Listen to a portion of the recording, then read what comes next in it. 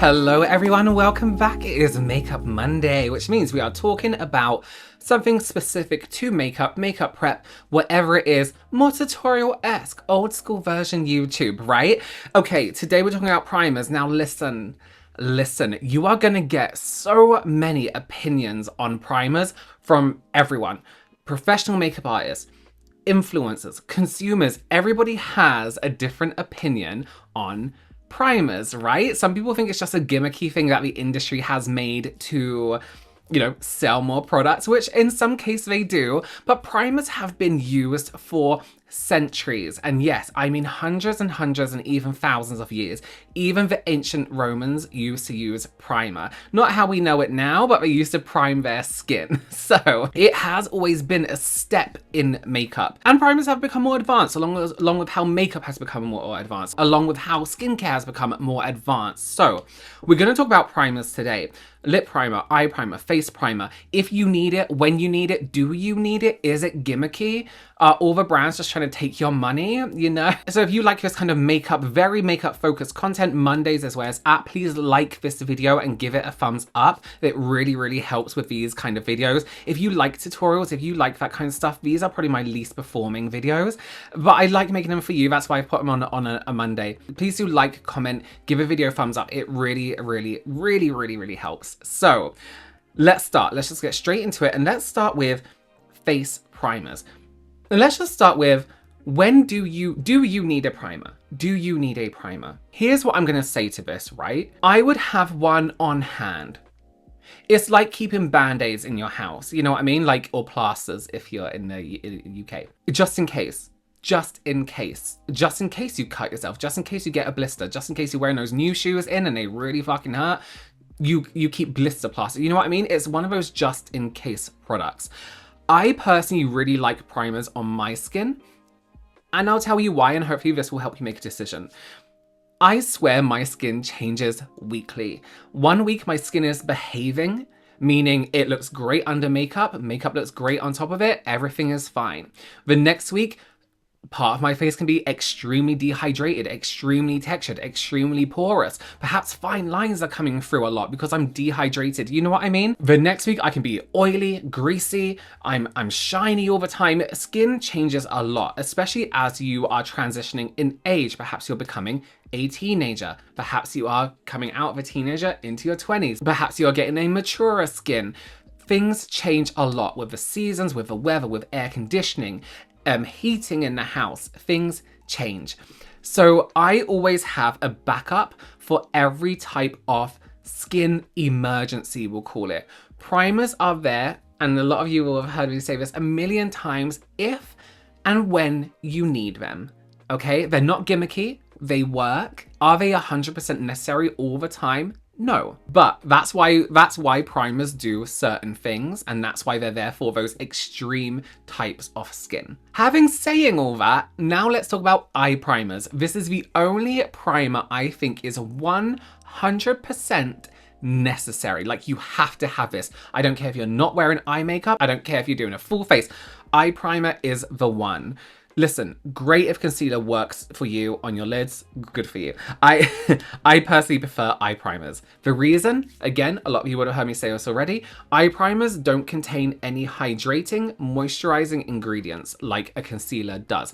Meaning, it will sit as one layer on your lid, your skin won't be absorbing any moisturizing, hydrating ingredients, your eyeshadow doesn't get that weird wet texture. I can tell when someone has used concealer as an eye primer because it has this strange, almost like shiny finish to even like a matte eyeshadow, and it looks a bit patchy. The blend looks a little bit patchy. You might be thinking it all looks good. Trust me, people can tell. So there are different eyeshadow primers, however. Now, I did a whole video on eyeshadow primers, which still sticks today, which still, there's a lot of recommendations in there. Here's the deal though. I like my eye primers to create a barrier between the eyelid and eyeshadow, meaning it blocks oil, it blocks anything that is going to ruin your eye makeup. I find that silicone-y, slippery eye primers don't do that. So here's two I really, really like. Of course, the Sigma Eye Primer. This, I'm worried about this. I have to be honest with you. I'm concerned because they took this away And they were like, it's back in stock. And I'm like, for how long? So I'm gonna double up on loads of these. This is basically like an eyeshadow stick, right? But it's creamier, it's slightly drier and waxier. The finish isn't like a concealer. It's tacky and sticky. At the same time, it's creating an even layer on the eyelid, both in texture and in color. So it will neutralize the lid, which is great if you just want to wear mascara, but you want to put something on your eyelids. And concealer, if you put that on your eyelids, is gonna give you panda eyes. So this is great at neutralizing the lid. Now, if you have drier eyelids, some people may find that a little bit too tacky, a little bit too hard. So I would go for something like a MAC paint pot. This is the shade Painterly. And both these options, you'll be able to find one in your skin tone, in a finish that's matte, a finish that has a bit of shimmer, whatever you want to do. Priming your eyes though, however, I would also recommend eye cream, not moisturizer, and eye cream, because it helps sort out the texture on the eyelid off your skin, right? The best one I have used for under makeup specifically is the eye cream from Skin Rocks. This has only come out recently, but I've been using it like on my eyes because I get really dry on this inside corner, and it is the perfect formula and texture for under eye makeup. It's not greasy, it's not slippery, it isn't instantly absorbed into your lids and everything's gone. It's perfection. So eye cream, a very lightweight one. You don't want to be using something very rich like Nivea eye cream, you know what I mean? And use these on top. The best way, if you do have quite a drying, tacky eye primer like this, which in my opinion is the best formula for it to be, give it a second on the skin, warm it up. Now it has to be warmed up with skin temperature, body temperature. Warm that up on the back of your hand and then tap into the eyelid. Now tapping isn't this. You're not tapping and wiping, you're literally tapping and lifting. I know that sounds really basic, but I've seen people like tapping recently and they're doing this, and it's like, no, you're wiping and tapping. You want to lift, touch and lift, touch and lift. We're not moving, we're not wiping the skin. And when you warm it up with your body temperature, when it's a little bit warmer, a little bit more malleable, let's say, it sits nicer. It sits so much nicer on the eyelid. You don't get that dry texture. And you can do the same with any eyeshadow primer or any product that you find a little bit drying on the skin. Just warm it up a little bit before. Now you can also use a brush. I prefer eyeshadow blending brushes. Nothing too flat, you want something nice and fluffy. Remember the skin around our eyes, very delicate. So you want to be very light-handed and just give everything a light buff. And make sure you're blending up into the nose here. If you're taking your eyeshadow up around this area, go for it. Take it up around this area here. I always do my eye makeup before foundation, before concealer. We're gonna give it a few minutes and there may be a little crease on the lid. Who knows? And then we'll blend it again. And that should be the last minute we blend. If you are using an eye primer on your eyelids and it's always creasing, it doesn't work for you. It's not a good eye primer, right? So if you're saying something, let's say like, I'm just gonna say it, the P. Louise primer, which is basically like concealer, constantly creasing in the lids, then it's not gonna work. That's what it's gonna do. And you shouldn't have to. A lot of people say, it's fine, I use concealer or I use this and then I just powder it. But what's the difference between that powder and the eyeshadow you're going to use later on? You know what I mean? There's no difference. It's still going to crease with powder on top. You're using an eyeshadow primer to stop creasing. You shouldn't be having to use eyeshadow to stop your primer or powder to stop your primer from creasing. That's not the point in an eyeshadow primer, right? It's meant to hold, it's meant to grip, it's meant to hold, it's meant to grip, it's meant to stop that creasing happening. If you have to help an eyeshadow primer to stop creasing, it's not doing its job. It's like me being a mechanic, right? And you come in with your car and I'm like, oh, can you blow up that tire for me? Why are you paying me to do it? Why am I the professional? Why am I doing it when you're having to help? It doesn't work. Okay, my analogies are so terrible. So that is the one thing I think is essential. Listen, let's talk about, and put these back in their box, tidy as I go. Let's talk about skin.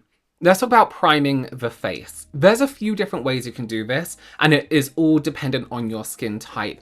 I personally just love, if you're just a skincare person and you're like, you know what, I just want a little bit of foundation, I personally love hyaluronic acid serum. You're gonna use it anyway in the day. You have it anyway. if you're an oily person and you don't want to pile too much on, hyaluronic acid serum, a good lightweight SPF, and you are primed and you are done. You know what makes a really great primer? The Fenty SPF. Really great. Just use that. You're primed, you're ready to go. However, bear in mind that primers need to take an effect on the skin.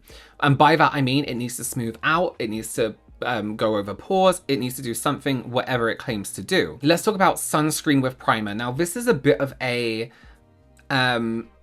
situation. Primers create, a lot of the time, will create a barrier on your skin, right? There are some SPFs that need to make contact with your skin to be effective, and there's some that aren't. So you need to figure out which one you're using for, and I think it's chemical versus mineral. You need to think about which one you're using and how you're going to stack your primer, right? So if your SPF needs to be in contact with the skin to work, your primer's going to go on last. Put your SPF on, let it settle, and then you can prime. However, if it's the other way around, you're all good. But then that also leads to, are you making the formula off the SPF? Are you weakening that formula, right? So priorities. It's a very difficult, and I don't think there is an exact answer. People may have different answers. I know dermatologists do, I know cosmetic chemists do, I know makeup artists do.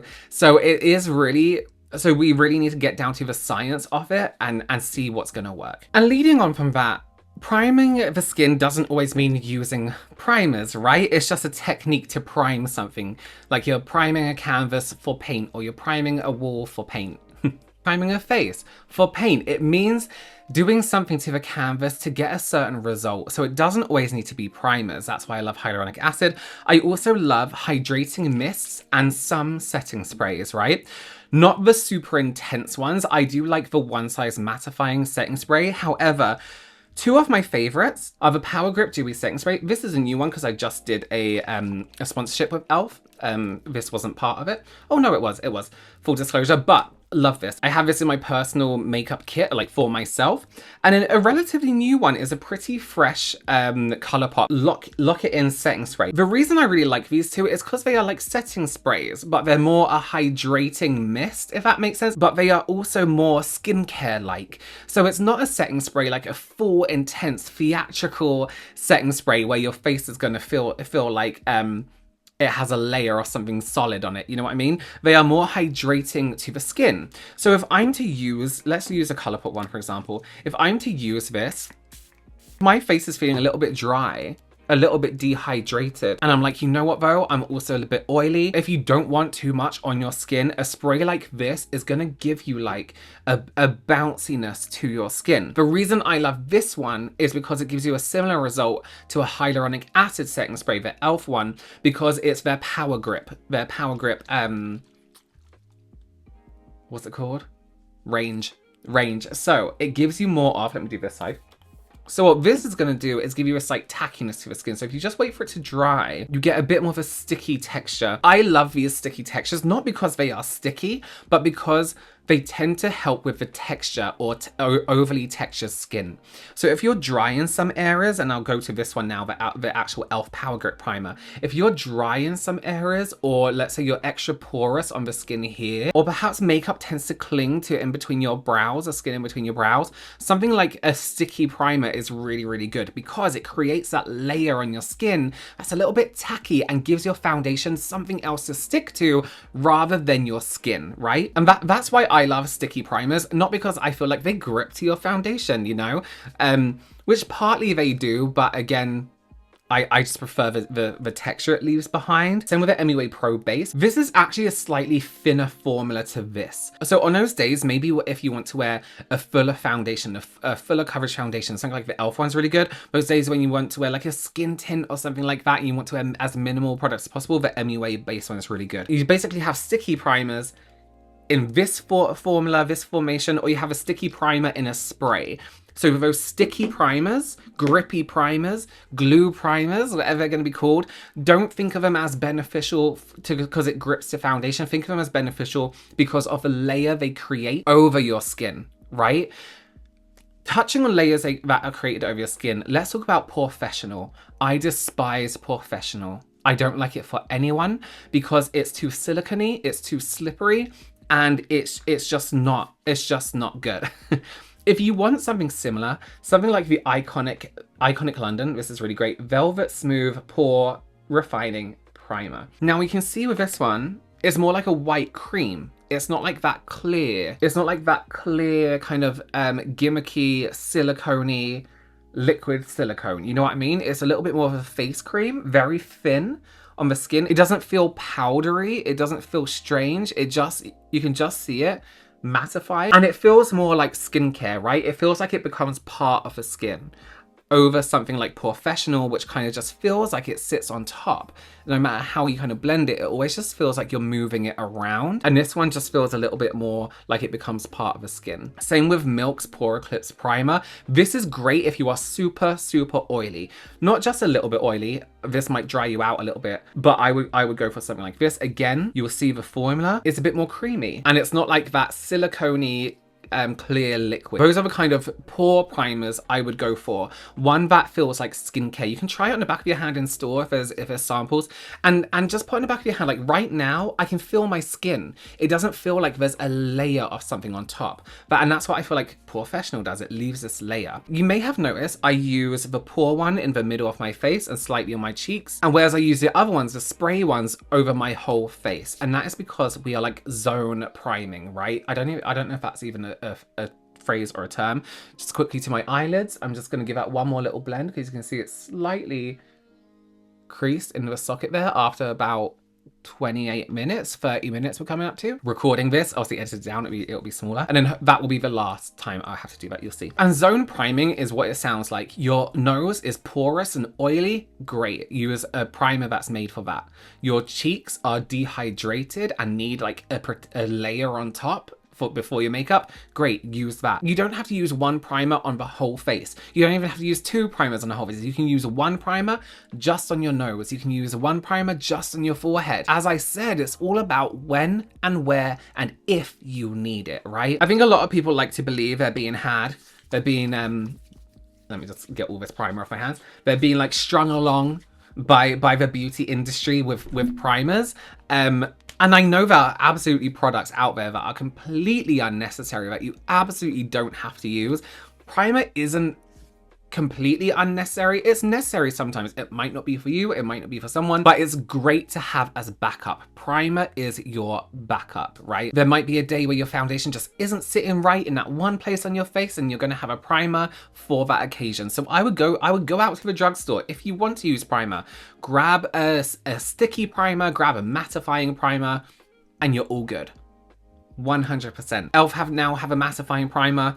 I'll link everything below. I'll leave all my recommendations down below for you. Okay, I hope that helped. Any questions about primer, leave them down below in the comment. Please do like, give this video a thumbs up, comment, even just comment algorithm or leave an emoji. It's all good. Thank you again for joining me, and I will see you very soon. Oh, and no more creasing on the lids. That's what eye primer should do. All right, I'll see you soon. Bye.